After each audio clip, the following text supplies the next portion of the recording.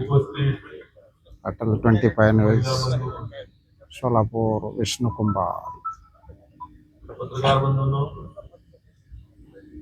जे आपल्याला आज या ठिकाणी बाबाराजे आणि पंडित देशमुख तसेच दादा या सर्व ज्येष्ठ आणि जवळपास 90 ते 95 प्रमुख कार्यकर्ते या ठिकाणी प्रवेशाला जे आपल्याला प्रमुख पाहुणे लाभलेले आहेत ते आदरणीय गिरीश भाऊ, आदरणीय राजन पालक, आदरणीय रामभाऊ, आदरणीय चेतन सिंह, आदरणीय पंडन भाऊ, आदरणीय सत्यजित दादा, हनुमान बापू, राजकुमार राणा, आकाश बापू, अप्पासाहेब देशमुख, शरद बापू, सोपानराव नारनवार,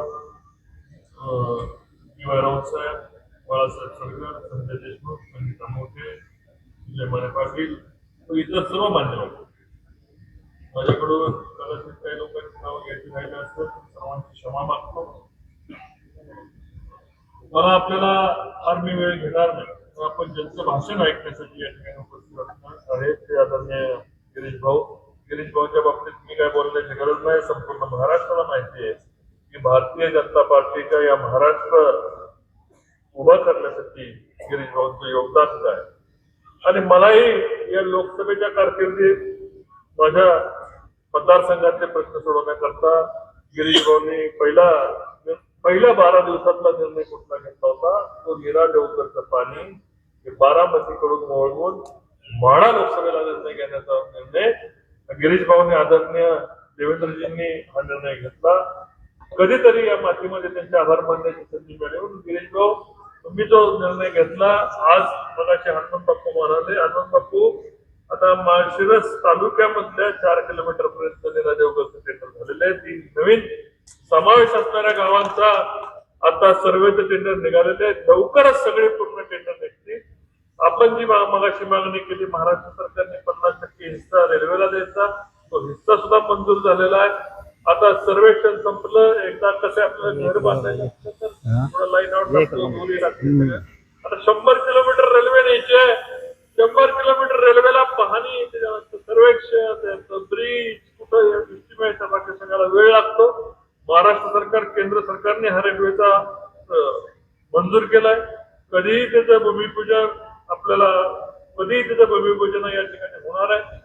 मला विशेष करून या ठिकाणी माळशिरस तालुक्यामध्ये जे परिवर्तन होत आहे, परिवर्तन अन्य ठिकाणी होणं फरक आहे. माळशिरस तालुक्यामध्ये जी गुलामगिरीची पद्धत फलटण तालुक्यामध्ये होती, फलटण तालुक्याची मोडून निघाली, विधानसभा गेली, नगरपालिका गेली. माळशिरस तालुक्यातली ही परंपरा घालवण्यासाठी राम सातपुते सातत्याने झटतात. मला सहकारी आमदार अनेक आहेत, मित्र अनेक आहेत, पण राम सातपुतेंचा मला वेगळा अभिमान नेहमी वाटतो. मी देवेंद्रजींकडे बोलताना व्यक्त केलाय, महाराष्ट्रातल्या अनेक नेत्यांकडे व्यक्त केला.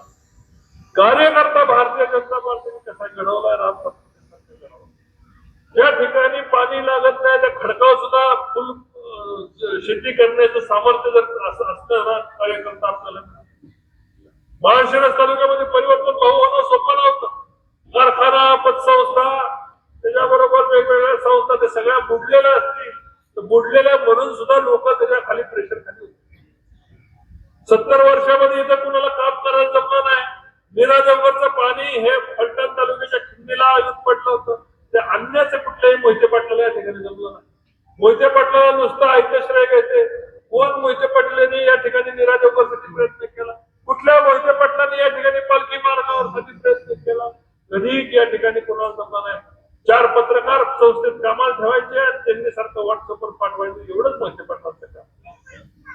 सर्वसामान्यांच्या कार्यकर्त्यामध्ये राम कार्यरत राहिला आणि आज राम सातपुतेंच्या सहकार्याला बाबाराजे सारखे असतील, सत्यसेदादा सारखे असतील, सुजय सारखे असतील, या ठिकाणी सहकारी म्हणजे भारतीय जनता पार्टीचा आम्ही सर्व जुनं होतोच. या ठिकाणी असणारी भारतीय जनता पार्टी लढवया भारतीय जनता पार्टी अगदी या ठिकाणी मला नानांपासून पलीकडे बसलेल्या इकडे जुनी भारतीय जनता पार्टी होती. मागच्या महिन्यात प्रकाश बापूंचा प्रवेश झाला. आता भारतीय जनता पार्टी ग्रामीण भागामध्ये वाढायला लागली. मला तुम्हाला सांगतो की ज्या माळशिरसचा विषय तर कधी मोहिते पाटलांच्या बाजूने नव्हता हा भाग, पण आज अकलूज मध्ये परिवर्तन दिसतंय. भारतीय जनता पार्टी गेली ते राम सातपुते साहेबांच्यामुळे गेली.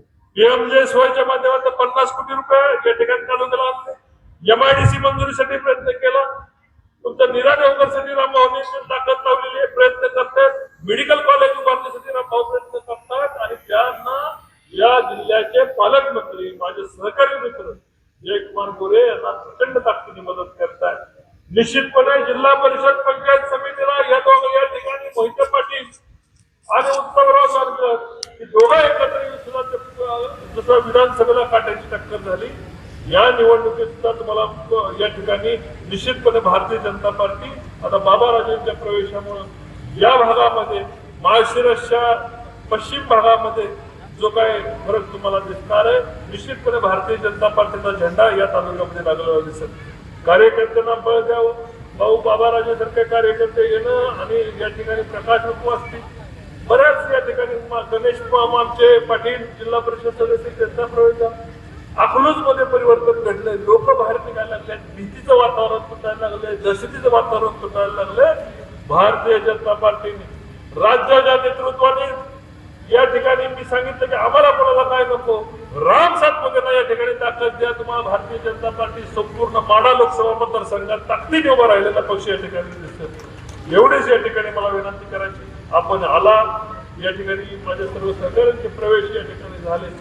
मी सगळ्यांचं भारतीय जनता पार्टीमध्ये स्वागत करतो. तुम्हाला कुठेही आम्ही कमी पडणार नाही, ना विकासात कमी पडणार, ना तुम्हाला कुठं अन्याय झाला तर तुम्हाला आम्ही कुठे कमी पडणार. रणजित निंबाळकर या ठिकाणी शब्द देतो, जिथं जिथं तुम्हाला अडचणी येते तर राम सातपुते आणि आम्ही तुम्हाला दोघंही आम्ही ताकदीने उभं राहिलेलं दिसेल. या भागाचं परिवर्तन होतंय. फलटणचं परिवर्तन झालं. उद्याचा नंबर माळशिरसचा आहे.